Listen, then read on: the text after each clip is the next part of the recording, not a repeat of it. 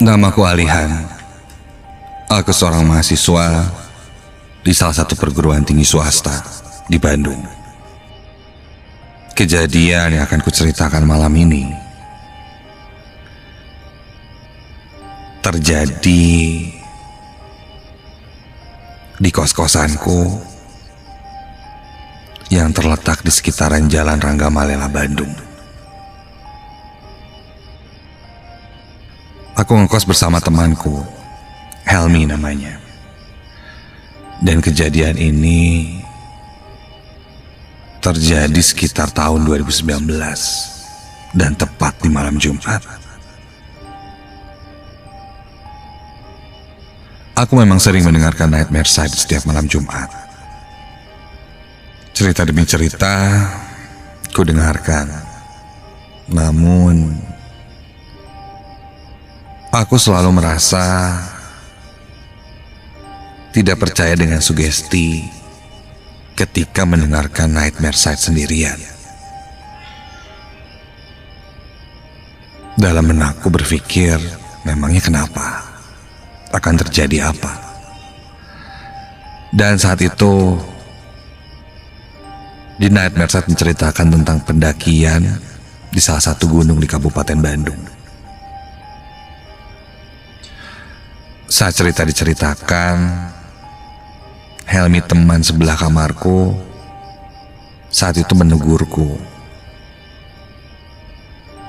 Dia masuk ke kamar dan bilang,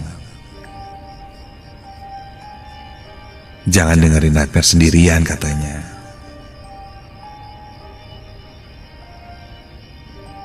Namun aku tidak menggubrisnya. Karena menurutku mereka hanya mengganggu kita yang sedang mendengarkan Nightmare, terutama karena mungkin hanya sugesti saja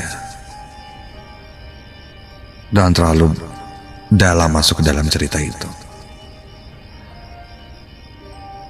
Ya begitu pikirku. Beres mendengarkan Nightmare,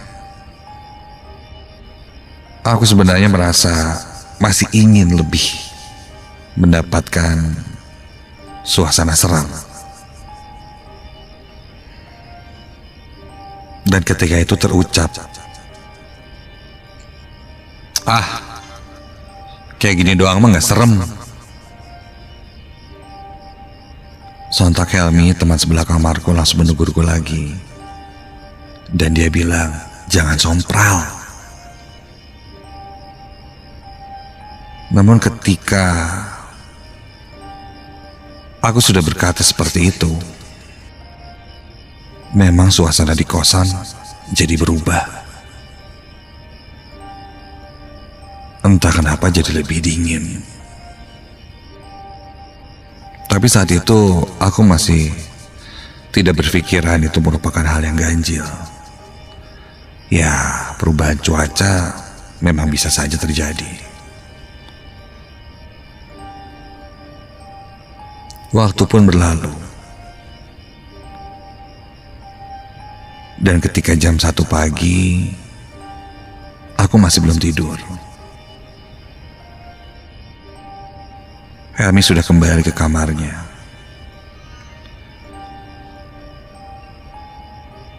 Aku masih tiduran di dalam kamar kosanku sampai tiba-tiba ada yang mengetuk pintu kamarku. Tapi sepertinya pintu kayu kamarku itu bukan diketuk dengan tangan, tapi seperti diketuk dengan palu.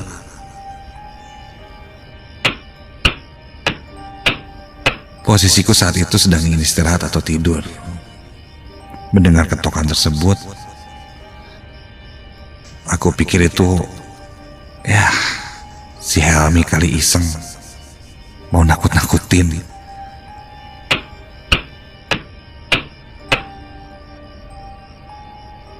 Lagi-lagi aku tidak menggubris gangguan itu. Sesekali suara ketukan palu di pintu kayu kamarku itu muncul dan terdengar.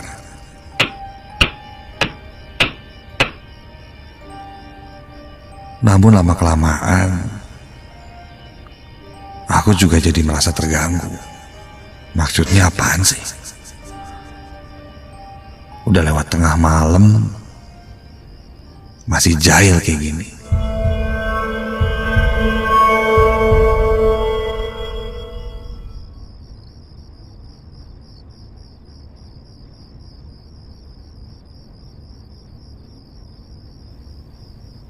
Sedikit kesal, aku beranjak ke arah pintu kamarku. Dan ketika ku buka pintunya,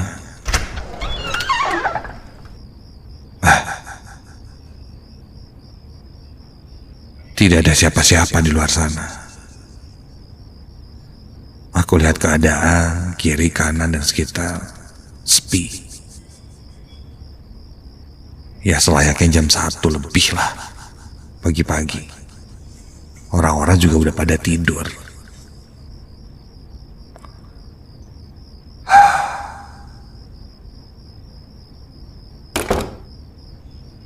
Aku pun menutup lagi pintu kamarku.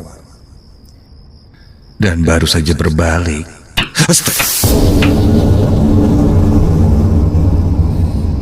belum sampai beberapa detik pintu itu ditutup, ketukan itu terulang lagi, terdengar.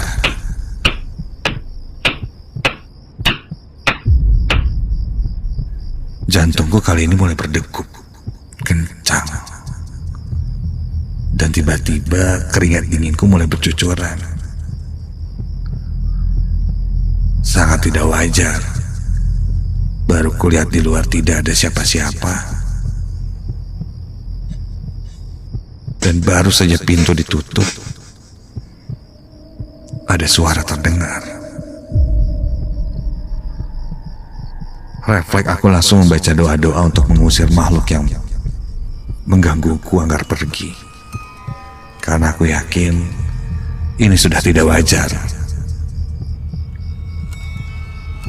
Semakin lama aku berdoa, aku dibuat semakin merinding.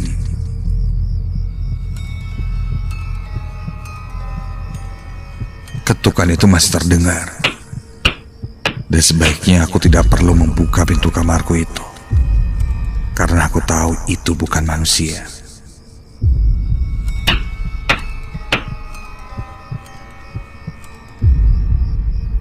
Semakin lama ketukan itu terdengar, suasana di kamarku semakin dingin.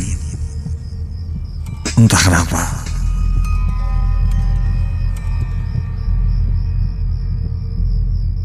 Sesekali terasa ada angin yang lewat di sekitarku.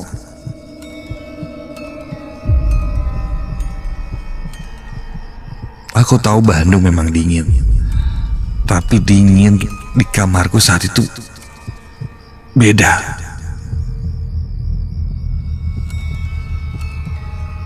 Dan yang awalnya biasa saja, tiba-tiba jadi dingin sekali.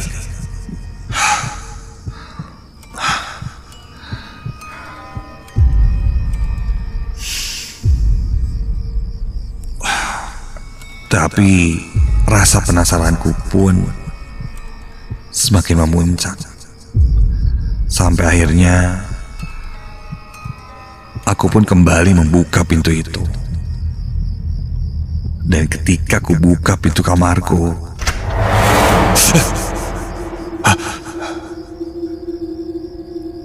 tidak ada apa-apa. Kosong. Tidak ada siapapun di sana. Aku langsung menuju ke kamar Helmi di sebelah. Dan ketika itu, kulihat Helmi masih belum tidur.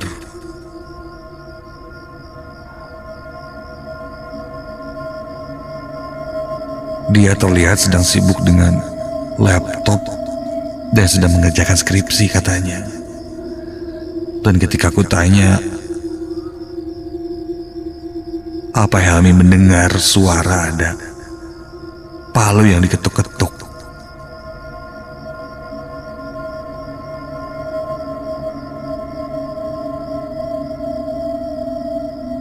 Dia bilang dia tidak mendengarnya. Aneh.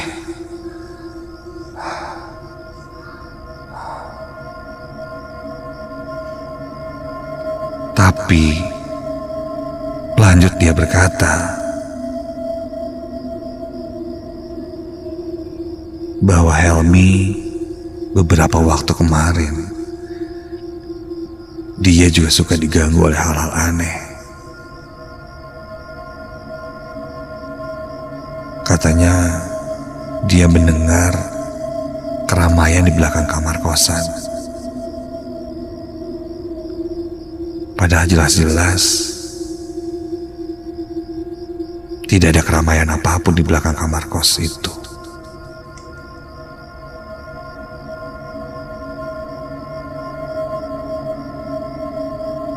Dan dia juga pernah mendengarku mengobrol dengan teman kosanku yang lain. Sebut saja Adit.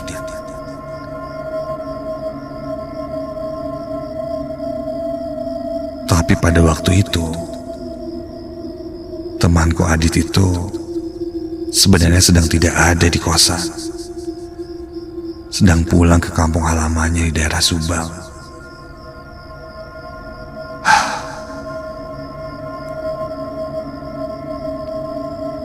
Wajah Alihan terlihat serius ketika bercerita itu.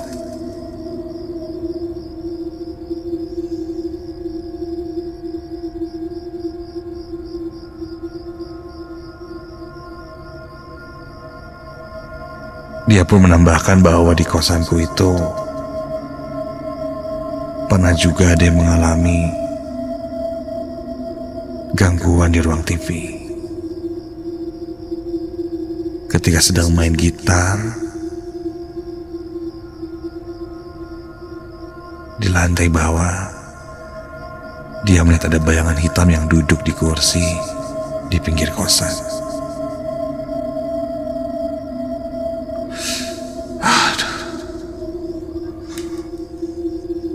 Bulu kuduku berdiri merinding mendengar cerita-cerita Helmi tentang apa yang pernah terjadi di kosanku itu.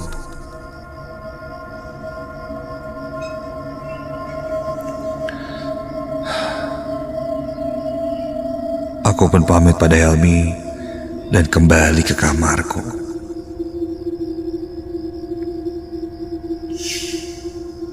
Ku tutup pintunya.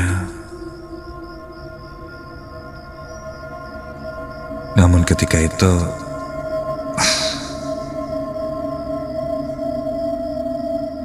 karena masih penasaran, aku tidak terlalu menutup pintunya kali ini. Aku buka setengah, tidak terlalu menutup, agar jika ketukan itu terdengar lagi, aku bisa melihat.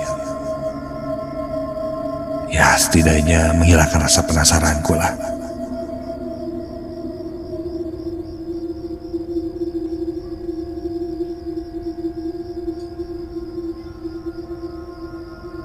Aku matikan kamar. Semua lampunya.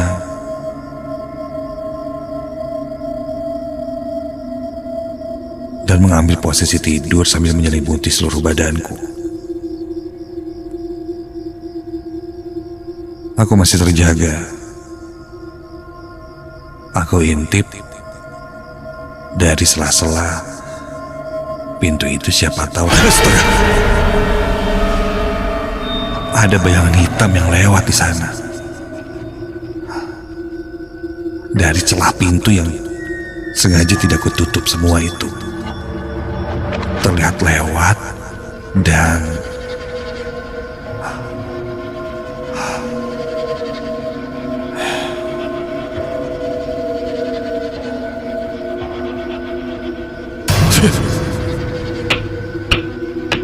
Terdengar lagi suara ketukan di pintu.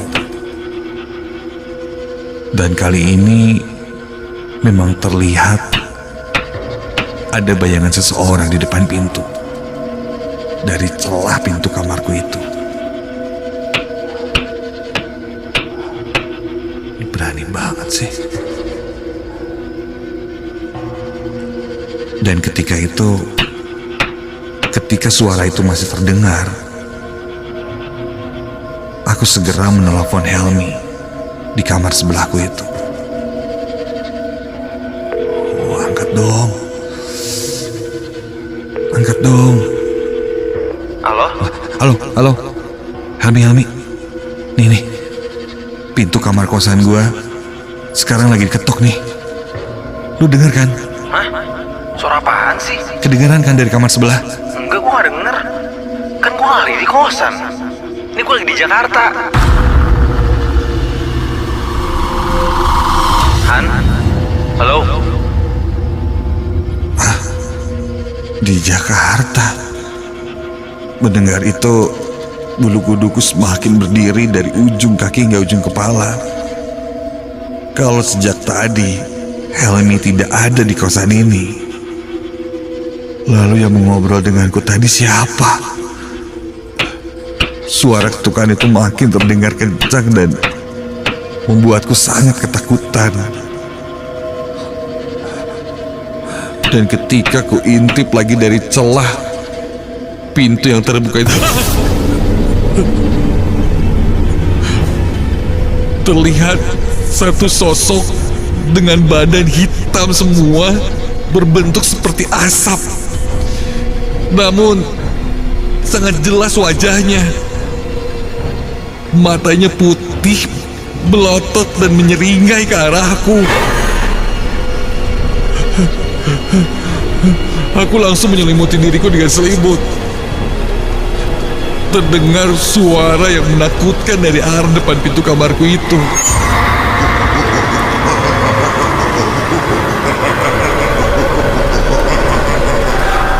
Dan tiba-tiba pintu kamarku pun terbanting tertutup.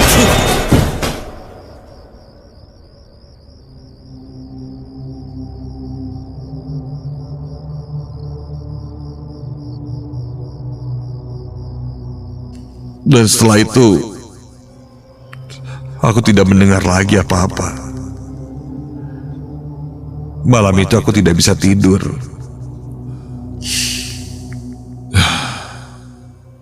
Hingga esok paginya, aku pun menceritakan pengalamanku semalam pada penjaga kosan. Dia pun tidak menyangka bahwa banyak cerita-cerita memang di kosan itu. Dia lalu bercerita bahwa rumah itu sudah ada sejak zaman Belanda. Dan memang sosok bayangan hitam itu adalah salah satu sosok yang sering menampakkan diri. Beberapa kursi dan furnitur di rumah ini memang sudah ada sejak zaman dulu. Entah mungkin memang karena sosok-sosok itu sudah ada sejak zaman dulu, atau mungkin karena aku yang sompral sehingga mereka mendatangiku. Yang jelas hal ini membuatku yakin dan percaya bahwa memang ada kehidupan lain di sekitar kita.